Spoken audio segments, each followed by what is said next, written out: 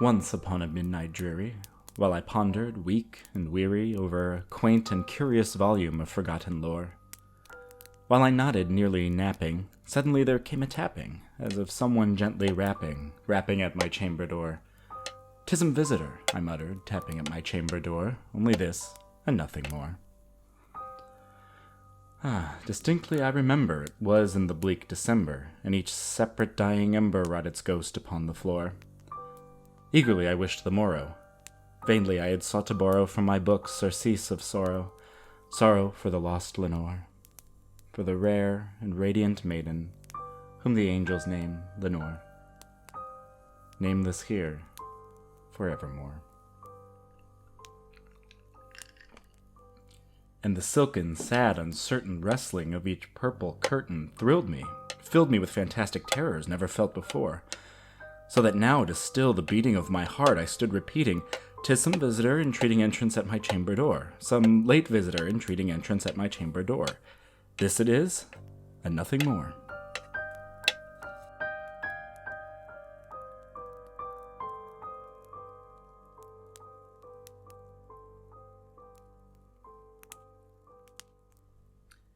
Presently my soul grew stronger.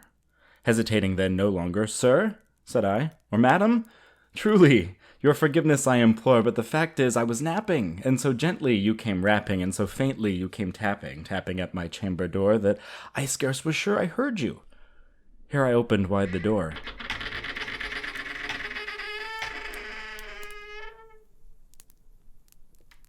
Darkness there, and nothing more. Deep into that darkness peering, long I stood there wondering, fearing, doubting, dreaming dreams no mortal ever dared to dream before. But the silence was unbroken, and the stillness gave no token, and the only word there spoken was the whispered word, "Lenore?"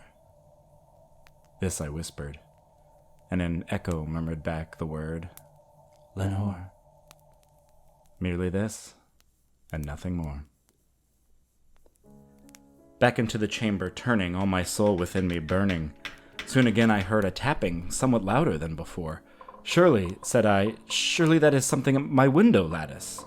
Let me see then what thereat is, and this mystery explore. Let my heart be still a moment, and this mystery explore. 'Tis the wind, and nothing more." Open here I flung the shutter, when, with many a flirt and flutter, in there stepped a stately raven of the saintly days of yore. Not the least obeisance made he, not a minute stopped or stayed he, but with mien of lord or lady perched above my chamber door, perched upon the bust of Pallas just above my chamber door, perched and sat, and nothing more. Then this ebony bird, beguiling my sad fancy into smiling, by the grave and stern decorum of the countenance it wore, "Though thy crest be shorn and shaven, thou," I said, "art sure no craven, ghastly, grim, and ancient raven wandering from the nightly shore. Tell me what thy lordly name is on the night's Plutonian shore." Quoth the raven, "Nevermore."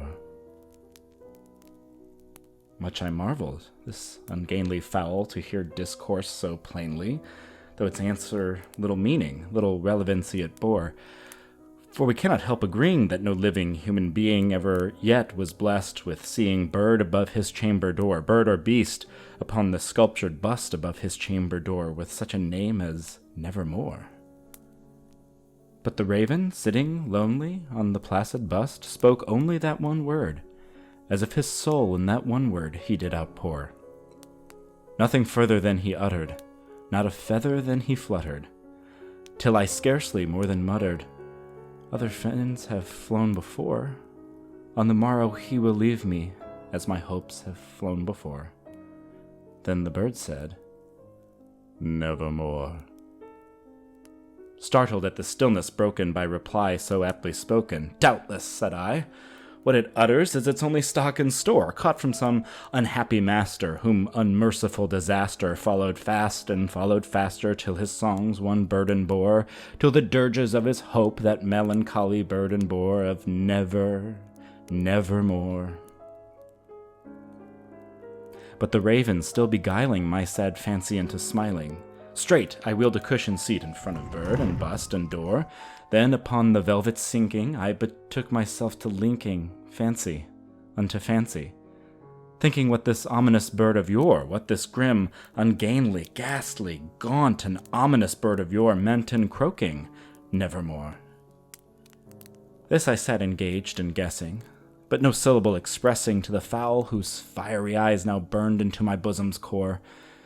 This and more I sat divining, with my head at ease, reclining on the cushion's velvet lining that the lamplight gloated o'er, but whose violet lining with the lamplight gloating o'er, she shall press, nevermore.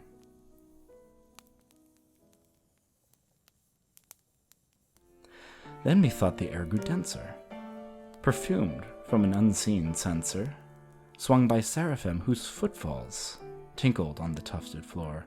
"Wretch!" I cried, "thy God hath lent thee, by these angels he hath sent thee, respite, and nepenthe from thy memories of Lenore. Quaff, oh quaff this kind nepenthe, and forget his lost Lenore." Quoth the raven, "Nevermore." "Prophet," said I, "thing of evil, prophet still, if bird or devil, whether tempter sent or whether tempest tossed thee here ashore, desolate yet all undaunted on this desert land enchanted, on this home by horror haunted, tell me, truly I implore, is there balm in Gilead? Tell me, I implore." Quoth the raven, "Nevermore." "Prophet," said I, "thing of evil, prophet still, if bird or devil, by that heaven that bends above us, by that God we both adore, tell this soul with sorrow laden, if within the distant Aidenn it shall clasp a sainted maiden, whom the angels name Lenore. Clasp a rare and radiant maiden, whom the angels name Lenore." Quoth the raven, "Nevermore."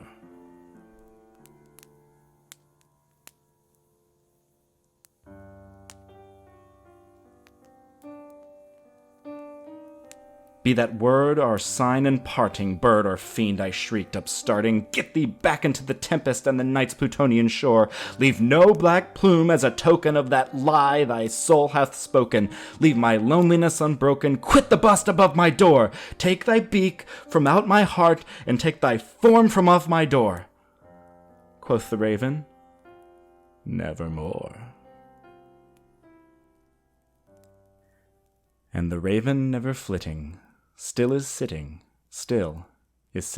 on the pallid bust of Pallas just above my chamber door, and his eyes have all the seeming of a demon's that is dreaming, and the lamplight o'er him streaming throws his shadow on the floor, and my soul from out that shadow that lies floating on the floor shall be lifted nevermore.